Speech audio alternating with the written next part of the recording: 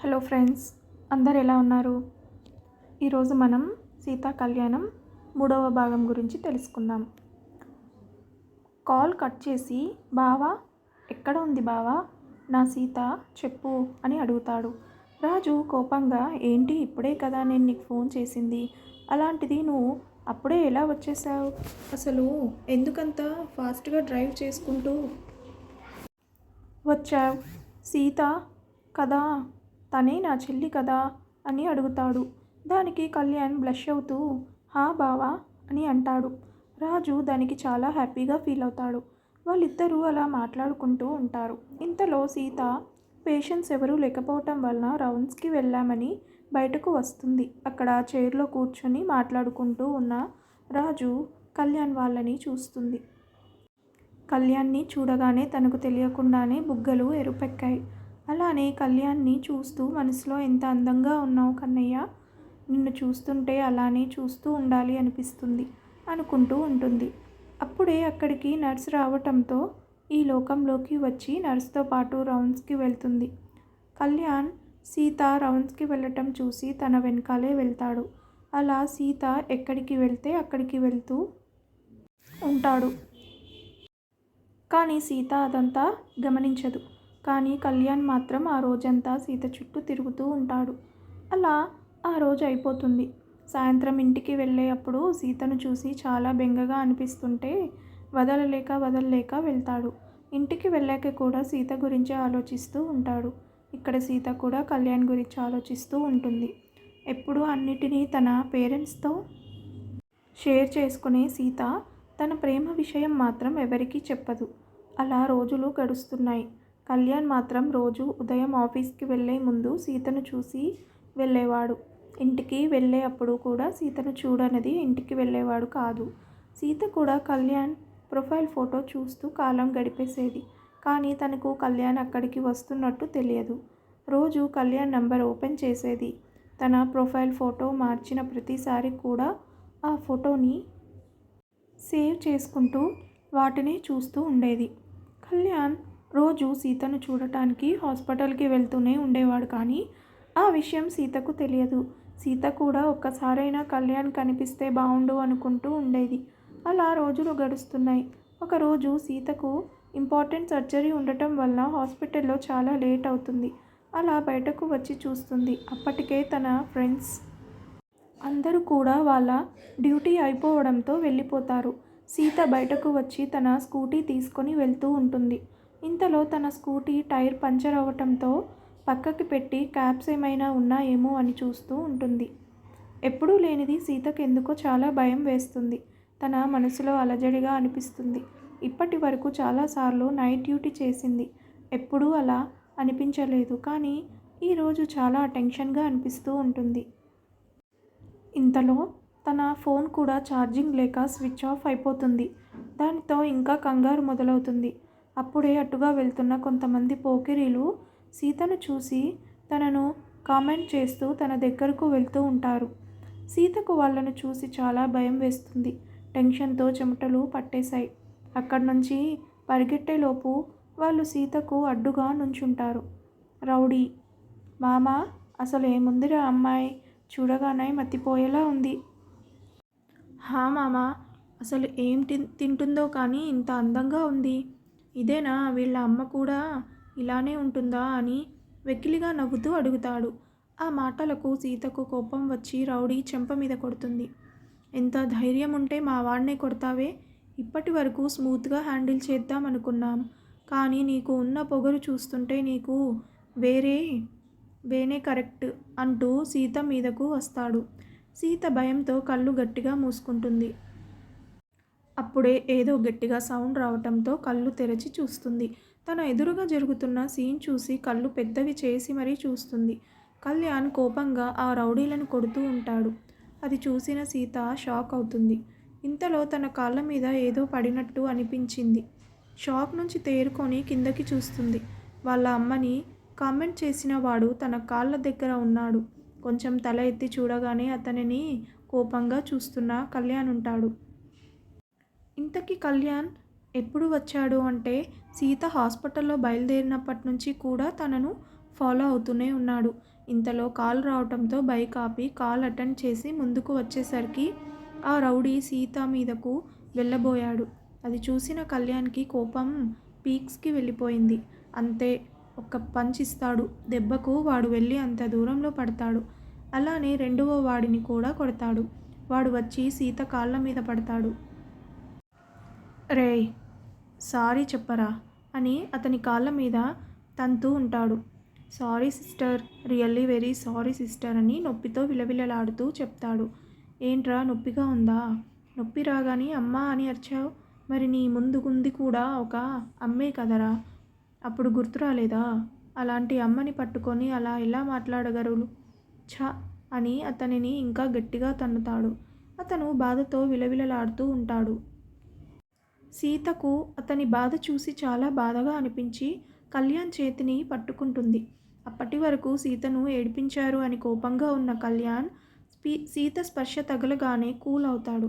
అప్పుడు చూస్తాడు తన కళ్ళల్లో నీళ్లు. అవి చూడగా కళ్యాణ్ మనస్సు చివుక్కుమంటుంది. సీత కళ్ళతోనే అతనిని వదిలేయమని చెప్తుంది. కళ్యాణ్ కూడా అతనిని వదిలేస్తాడు. అతను బ్రతుకు జీవుడా అనుకుంటూ వేరే వాడిని తీసుకొని చాలా కష్టంగా పారిపోతాడు. కళ్యాణ్ కోపంగా వెళ్ళి బైక్ మీద కూర్చొని బైక్ స్టార్ట్ చేస్తాడు. సీత అలానే చూస్తూ ఉంటుంది. కళ్యాణ్ యాక్సిలరేటర్ రైస్ చేస్తాడు. కళ్యాణ్ కోపం చూసిన సీత భయంగా అలానే చూస్తూ ఉంటుంది. కళ్యాణ్ తల వెనక్కి తిప్పి ఎక్కమన్నట్టు సైగ చేస్తాడు. సీత కళ్యాణ్ కోపం చూస్తూ భయంగా ఎక్కి కూర్చుంటుంది. కళ్యాణ్ వెంటనే బైక్ ముందుకు పోనిస్తాడు. ఎందుకు కన్నయ్య అంత కోపం అసలు? ఈ కోపం నా మీదనా లేక వాళ్ళ మీదనా అనుకుంటూ కళ్యాణ్నే చూస్తూ ఉంటుంది. నీ మీద నాకెందుకు బంగారం కోపం? నా కోపం అంతా నా మీద. అసలు నేను కానీ టైంకి రాకపోయుంటే నీ పరిస్థితి తలుచుకుంటేనే ప్రాణం పోతుంది అనుకుంటూ సైడ్ మిర్రర్లో నుంచి సీతను చూస్తూ ఉంటాడు. నాకు తెలుసు కన్నయ్య, నీ కోపం నా మీద కాదు, అది నీ మీద అని. ఒకవేళ నువ్వు రాకపోయి ఉంటే నా పరిస్థితి ఏంటా అనుకొని అంత కోపంగా ఉన్నావు కదా అనుకుంటుంది. సారీ బంగారం, నిన్ను నా బైక్ ఎక్కించుకొని హ్యాపీగా తిప్పాలనుకున్నా. కానీ నువ్వు ఇంత భయపడుతున్నప్పుడు ఎక్కించుకుంటానని అనుకోలేదు. నేను నీతో కలిసి నీ బైక్ మీద హ్యాపీగా తిరగాలి అనుకున్నా, కానీ ఇంత భయపడుతూ ఎక్కుతానని అనుకోలేదు అనుకుంటుంది. ఇంతలో సీత వాళ్ళ ఇల్లు రావటంతో కళ్యాణ్ బైక్ ఆపుతాడు. కళ్యాణ్కి సీత వాళ్ళ ఇల్లు ఎలా తెలుసంటే రోజు తనను ఫాలో అవుతూ ఉంటాడు కదా, అలా తెలుసన్నమాట. సీత ఆలోచనల నుంచి తేరుకొని బైక్ దిగి చుట్టూ చూస్తుంది. కానీ కళ్యాణ్కి వాళ్ళ ఇల్లు ఎలా తెలుసు అని మాత్రం డౌట్ రాదు. ఆ టైంలో కేవలం కళ్యాణ్ గురించి ఆలోచిస్తూ ఉంటుంది. అప్పుడే వెళ్ళిపోతున్నాడు అని మనసులో అప్పుడే వచ్చేసిందా అనుకుంటూ కళ్యాణ్ని చూస్తుంది. కళ్యాణ్ కూడా చాలా బెంగగా సీతను చూస్తాడు. ఇంతలో కళ్యాణ్ ఫోన్ రింగ్ అవుతుంది. ఫోన్ చేసింది విజయ గారు. కన్నయ్య, ఏంటి ఇంకా ఇంటికి రాలేదు? చాలా ఆలస్యం అయింది కదా. హా అమ్మా, దారిలో ఉన్నా, వస్తున్నా అని సీతను చూస్తూ చెప్తాడు. సరే కన్నయ్య, జాగ్రత్తగా రా, స్లోగా డ్రైవ్ చేయు, సరేనా? హా అమ్మా, జాగ్రత్తగానే వస్తా, అలానే స్లోగానే డ్రైవ్ చేస్తాను అని సీతకు కూడా చెప్తున్నట్టు చెప్పి ఫోన్ పెట్టేస్తాడు. చాలా బెంగగా కళ్యాణ్ని చూస్తూ సరే అన్నట్టు తల ఊపుతుంది. కళ్యాణ్ కూడా బైక్ స్టార్ట్ చేసి ముందుకు వస్తాడు. సీత కళ్యాణ్ వెళ్ళే వరకు కూడా తననే చూస్తూ ఉంటుంది. కళ్యాణ్ వాళ్ళ సందు చివరికి వెళ్ళాక సీత ఇంట్లోకి వెళ్తుంది. సీత వెళ్ళేసరికి అందరూ పడుకొని ఉంటారు. సీత సౌండ్ చేయకుండా తన రూమ్లోకి వెళ్ళి బెడ్ మీద పడిపోయి కళ్యాణ్ గురించి ఆలోచిస్తూ పిల్లోని హగ్ చేసుకొని పడుకుంటుంది. కళ్యాణ్ కూడా ఇంటికి వెళ్ళిన దగ్గర నుంచి సీత గురించే ఆలోచిస్తూ ఈరోజు సీతతో బైక్ మీద వచ్చింది తలుచుకుంటూ తెలియకుండానే నిద్రలోకి జారుకున్నాడు. Next day morning Kalyan ready అయ్యి సీత కోసం హాస్పిటల్కి వెళ్తాడు. సీత అప్పటికే వచ్చి రౌండ్స్కి వెళ్తుంది. కళ్యాణ్ సీతనే చూస్తూ ఉంటాడు. సీతకు తననెవరో చూస్తున్నట్టు అనిపించింది. చుట్టూ చూస్తుంది. తనకు కొంచెం దూరంలో కళ్యాణ్ బైక్కి అనుకుని ఉండటం గమనిస్తుంది. కళ్యాణ్ని అక్కడ చూడగానే సీతకు చాలా హ్యాపీగా అనిపిస్తుంది. కొంచెం సేపు అలానే చూస్తూ ఉంటుంది. మళ్ళీ తేరుకొని పేషెంట్స్ని ట్రీట్ చేస్తూ ఉంటుంది. కానీ కళ్యాణ్కి తెలియకుండా ఓరగా తనని చూస్తూనే ఉంటుంది. కళ్యాణ్ కొంచెం సేపు అలానే చూసి మళ్ళీ బైక్ స్టార్ట్ చేసి వెళ్ళబోతాడు. సీత తన వైపు బాధగా చూస్తుంది. కళ్యాణ్ సడన్గా వెనక్కి తిరిగేసరికి కళ్ళల్లో నీళ్లతో తననే చూస్తూ ఉన్న సీత కనిపిస్తుంది. సీత కళ్ళల్లో నీళ్లు చూడగానే కళ్యాణ్ కళ్ళల్లో కూడా నీళ్లు తిరిగాయి. వెంటనే వద్దు అన్నట్టు తల ఊపుతాడు. సీత సరే అన్నట్టు తల ఊపి కళ్ళు తుడుచుకుంటుంది. కళ్యాణ్ చిన్నగా నవ్వుకుంటూ వెళ్ళిపోతాడు. సీత కూడా నవ్వుకుంటూ మళ్ళీ పేషెంట్స్ని చూడటంలో బిజీ అయిపోతుంది. కళ్యాణ్ ఆఫీస్కు వెళ్ళి తన సీట్లో కూర్చొని నవ్వుకుంటూ ఉంటాడు. అటుగా వచ్చిన రాజు అది చూసి బావా అని పిలుస్తాడు. హా ఏంటి బావా అని అడుగుతాడు. దానికి రాజు ఏంటింత హ్యాపీగా ఉన్నావు, మా చెల్లి దగ్గరికి వెళ్ళి వచ్చావా అని అడుగుతాడు. హా అక్కడి నుంచే వస్తున్నా. నీకు తెలుసా బావా, ఈరోజు నా బంగారం నన్ను చూసింది. అంతేకాదు నేను వచ్చేస్తుంటే తన కళ్ళల్లో నుండి నీళ్లు కూడా వచ్చాయి తెలుసా అని అంటాడు. రాజు హ్యాపీగా నిజంగానా బావా, మా చెల్లి నిన్ను చూసిందా, నువ్వు వచ్చేస్తుంటే ఏడ్చిందా, అంటే మా చెల్లి కూడా నిన్ను లవ్ చేస్తుందా అని అడుగుతాడు. ఏమో బావా, నువ్వు అలా అంటుంటే నాకు కూడా నిజం అనిపిస్తుంది. తన కళ్ళల్లో నా మీద ప్రేమ కనిపించింది. నేను వచ్చేస్తుంటే ఎక్కడ తనకు దూరం అవుతానో అని కళ్ళల్లో నీళ్లు పెట్టుకుంది అని అంటాడు. తనకు కూడా నువ్వంటే ఇష్టమేమో బావా, లేకపోతే నువ్వు వచ్చేస్తుంటే ఎందుకు అలా కన్నీళ్ళు పెట్టుకుంటుంది చెప్పు అని అంటాడు. కళ్యాణ్ బ్లష్ అవుతూ నిజంగానే తను కూడా నన్ను లవ్ చేస్తుందంటావా అని చాలా ఆశగా అడుగుతాడు. రాజు కళ్యాణ్ భుజంపై చేయి వేసి నిన్ను ఎవరు కాదంటారు బావా, నువ్వు అనాలే కానీ నీకోసం ఎంతమంది వస్తారు చెప్పు, అలాంటిది నువ్వు ప్రేమిస్తున్న సీత రాదా అని అంటాడు. రే అందరూ వేరు, నా సీత వేరు, తను అందరిలాంటి అమ్మాయి కాదురా, ఇన్ని రోజుల నుంచి చూస్తున్నా, నాకు తెలియదా తన గురించి, బంగారం రా నా సీత అని సీతని తలుచుకుంటూ గుండె మీద చేయి పెట్టుకుంటాడు. ఇక్కడ వాటర్ తాగుతున్న సీతకు ఒక్కసారిగా పొలమారుతుంది. మనసులో ఏంటి కన్నయ్య నన్ను తలుచుకుంటున్నావా అనుకుంటుంది. ఏదేమైనా నువ్వు బంగారం రా బాబు, అసలు అంత మంచి మనస్సు ఏంటి బాబు, ఎవరో తెలియని వాళ్ళ కోసం నీ డ్రీమ్ని వదిలేసుకుందాం అనుకున్నావు, అలాంటిది నీ లైఫ్లోకి వచ్చే అమ్మాయిని ఎంత బాగా చూసుకుంటావో, నాకు ఆ అదృష్టం ఇస్తావా కన్నయ్య అనుకుంటూ కళ్యాణ్ ఫోటో తడుముతూ ఉంటుంది. ఈసారి కళ్యాణ్కి పొలమారుతుంది. రాజు బావా, మా చెల్లి తలుచుకుంటుందేమో అని కళ్యాణ్ని ఆట పట్టిస్తూ ఉంటాడు. దానికి కళ్యాణ్ అందంగా నవ్వేస్తాడు. ఆ రోజు సాయంత్రం కూడా కళ్యాణ్ హాస్పిటల్ బయట వెయిట్ చేస్తూ ఉంటాడు. సీత తన డ్యూటీ కంప్లీట్ చేసుకొని బయటకు వస్తుంది. అక్కడే ఉన్న కళ్యాణ్ని చూడగానే తనకు చాలా హ్యాపీగా అనిపిస్తుంది. తన కోసమే వచ్చాడనుకోగానే బుగ్గలు సిగ్గుతో ఎరుపెక్కాయి.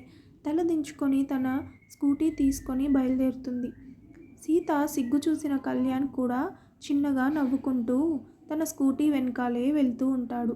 సీతకు కళ్యాణ్ కేరింగ్ చూసి చాలా హ్యాపీగా అనిపిస్తుంది. అలా ఇంకొన్ని రోజులు గడుస్తున్నాయి. రోజు కళ్యాణ్ సీత కోసం వస్తూనే ఉంటాడు. అలానే సీత కూడా కళ్యాణ్ని చూస్తూ అతని మీద ప్రేమ పెంచుకుంటూ ఉంటుంది. అంతేకాని ఒక్కసారి కూడా ఇద్దరూ మాట్లాడుకోలేదు. కేవలం చూపులు మాత్రమే ఉండేవి. అయినప్పటికీ ఒక్కరోజు కూడా ఒకరినొకరు చూసుకోకుండా ఉండలేకపోయేవారు. ఒకరోజు ఇద్దరిలో ఒకరు రాకపోయినా ఇద్దరికీ ఏదో తెలియని వెలితిగా ఉండేది. అలా వాళ్ళ ప్రేమ మాటలు లేకుండా చాలా స్ట్రాంగ్ అవుతూ వచ్చింది. సీత కళ్యాణ్ ఒకరి గురించి ఒకరు ఆలోచిస్తూ అలానే నిద్రలోకి జారుకుంటారు. సీత సీత లేమ్మా, పూజకు టైం అవుతుంది అని విజయగారు సీతను లేపుతూ ఉంటారు. అబ్బా మా కొంచెం సేపు పడుకోనివ్వు ప్లీజ్ అని బ్లాంకెట్ ఫుల్గా కప్పుకొని అటు తిరిగి పడుకుంటుంది. విజయ్ గారు నవ్వుకుంటూ సీత పూజ కంప్లీట్ అయ్యాక నీకు నచ్చినంతసేపు పడుకో అని అంటారు. ఆ మాటకు సీత తను ఎక్కడ ఉందో గుర్తుకు వచ్చి సడన్గా లేచి కూర్చుంటుంది. తన ఎదురుగా విజయ గారు నవ్వుతూ తననే చూస్తూ ఉంటారు. ఇబ్బందిగా ఆవిడ వైపు చూసి సారీ అత్తమ్మ, బాగా లేట్ అయింది, నిన్న రాత్రి సరిగ్గా నిద్ర పట్టలేదు, అందుకే అసలు మెలకువ రాలేదు అని తల దించుకొని చెప్తుంది. విజయ్ గారు నవ్వుతూ తల నిమురుతూ, అయ్యో తల్లి, ఎందుకు మా సారీ, ఇది నీ ఇల్లు, నీకు ఎలా నచ్చితే అలా ఉండు, దానికే నువ్వు ఇంతలా ఇబ్బంది ఫీల్ అవ్వకు సరేనా అని అంటారు. దానికి సీత చిన్నగా నవ్వుతుంది. విజయ్ గారు నవ్వుతూ, సరే తల్లి, ఫాస్ట్గా రెడీ అయ్యిరా, బంధువులందరూ వచ్చే టైం అయింది అని చెప్పి అక్కడి నుంచి బయటకు వస్తారు. అబ్బా సీత, ఏమైంది, నీకెప్పుడూ లేనిది ఈరోజు ఎందుకు ఇంతలా నిద్రపోయావు అని తనను తాను తిట్టుకొని ఫ్రెష్ అవటానికి వెళ్తుంది. తను బయటకు వచ్చేసరికి అక్కడ శారీతో పాటు దానికి మ్యాచింగ్ నగలు కూడా బెడ్ మీద పెట్టి ఉంటాయి. సీత వచ్చి ఆ శారీ కట్టుకొని సింపుల్గా అనిపించిన కొన్ని నగలు పెట్టుకొని రెడీ అవుతూ ఉంటుంది. ఇంతలో విజయ్ గారు అక్కడికి వచ్చి సీతను చూసి తన దగ్గరకు వస్తారు. అత్తమ్మ, ఎలా ఉన్నాను అని అడుగుతుంది. దానికి విజయ్ గారు చేతులతో సీతకు దిష్టి తీసి మొటికలు విరుస్తారు. చాలా చాలా అందంగా ఉన్నావు బంగారం, నీకు నా దిష్టే తగిలేలా ఉంది అని ఆవిడ కళ్ళకు ఉన్న కాటుక తీసి సీత చెవి వెనకాల పెడతారు. సీతకు ఆవిడ చూపిస్తున్న ప్రేమను చూస్తుంటే చాలా హ్యాపీగా అనిపించి కళ్ళల్లో నుంచి నీళ్లు వస్తాయి. అయ్యో బంగారం, ఎందుకు ఏడుస్తున్నావు, చూడు కళ్ళు ఎలా ఎర్రగా అయిపోయాయో అని ఆవిడ చీర కొంగుతో సీత కళ్ళు తుడుస్తారు. సీత విజయ్ గారిని హగ్ చేసుకొని, చాలా థ్యాంక్స్ అత్తమ్మ అని అంటుంది. థ్యాంక్స్ ఎందుకుమా అని అంటారు. సీత ఆవిడను వదిలి, ఏమీ లేదు అత్తమ్మ, చెప్పాలనిపించింది అని అంటుంది. విజయ్ గారు చిన్నగా నవ్వి, సరే పద, పూజకు టైం అవుతుంది అని సీతను తీసుకొని వెళ్తారు. సీతను చూసిన అందరూ కూడా అలానే చూస్తూ ఉంటారు. ఎందుకంటే ఎల్లో కలర్ పట్టు శారీకి గ్రీన్ కలర్ బార్డర్ వచ్చి గ్రీన్ కలర్ బ్లౌజ్ వేసుకొని శారీకి తగ్గట్టుగా సింపుల్గా రెడీ అయ్యి చెవులకు పెద్ద పెద్ద బుట్టాలు పెట్టుకొని చేతి నిండా గాజులు, మెడలో పచ్చని పసుపు తాడు, ఇంకా కొన్ని నగలు, అలానే కళ్ళకు కాటుక పెట్టి చూడగానే ముద్దొచ్చేలా చాలా అందంగా ఉంటుంది. వ్రతానికి వచ్చిన చుట్టాలందరూ కూడా సీతను చూసి చాలా ముచ్చట పడతారు. ఇంకా కళ్యాణ్ పరిస్థితి చెప్పే పనే లేదు. తన చుట్టూ అంతమంది ఉన్నా కూడా తన కళ్ళకు సీత మాత్రమే కనిపిస్తుంది. అలానే తనను కళ్ళు రెప్ప వేయకుండా చూస్తూనే ఉంటాడు. రేయ్ బావా, మా చెల్లికి దిష్టి తగులుతుంది, మరీ అంతలా తినేసేలా చూడకురా అని కళ్యాణ్కి మాత్రమే వినిపించేలా చెప్తాడు. దానికి కళ్యాణ్ చిన్నగా నవ్వుతూ తల పక్కకు తిప్పేస్తాడు. రాజు కూడా కళ్యాణ్ని చూసి చాలా హ్యాపీగా ఫీల్ అవుతాడు. చాలా హ్యాపీగా ఉంది బావా, నిజంగా నీ ఫేస్లో హ్యాపీనెస్ చూసి చాలా రోజులైంది. ఈ హ్యాపీనెస్ ఇలానే లైఫ్ లాంగ్ ఉండాలని ఆ దేవుడిని కోరుకుంటున్నాను అని అంటాడు. విన్నారు కదా ఫ్రెండ్స్, దీని తర్వాత భాగాన్ని మరొక వీడియోలో తెలుసుకుందాం. ఈ కథ కనుక మీకు నచ్చితే ప్లీజ్ సబ్స్క్రైబ్ చేయండి, అలాగే లైక్ చేయడం మర్చిపోకండి. Thank you so much for watching this video.